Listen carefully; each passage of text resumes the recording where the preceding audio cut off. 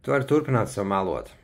Tu vari turpināt teikt, ka tavu dzīve ir kārtībā. Nu, miljoniem cilvēku taču pasaulē iet vēl trakāk, vai ne, vēl sliktāk.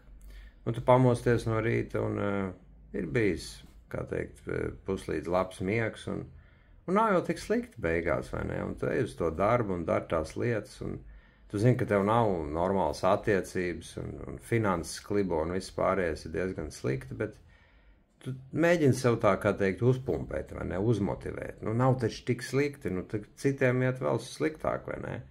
Un tā ir tā ilūzija, kurā mēs dzīvojam.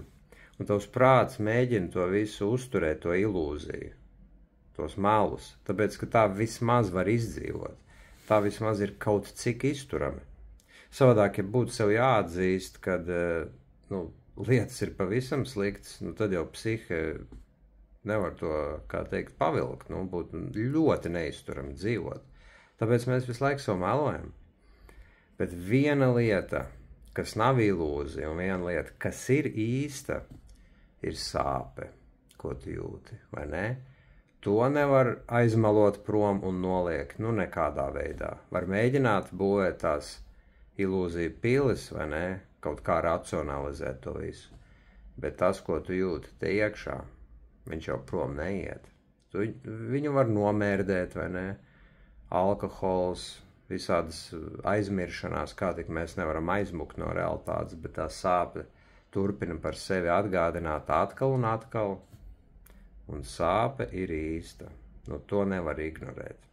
Visu pārējo var izskaidrot, vai ne? Tu aizēji pie psihologa un viņš tev izskaidro, jā, tev ir tāda un tāda kondīcija un tu tā un tā rīkojies, tāpēc, ka vai ne, izskaidro visu zinātniski, tev ir tāda un tāda nedrošā piesaiste, tāpēc, ka tu augi tādā un tādā ģimenē, un kas?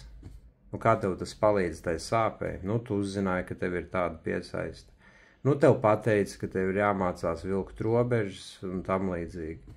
Bet tas jau to sāpi nemazina. Tu tur vari aizbēgt no realitātes, kaut kā mākslīgi uzbūvēt kādas robežas, bet tik līdz nonāk kaut kādā reālā situācijā, tās sapņu pils atkal sabrūk un tā sāpe atkal un atkal par sevi atgādina. Un tas ir tieši tas, ar ko es tev varu palīdzēt.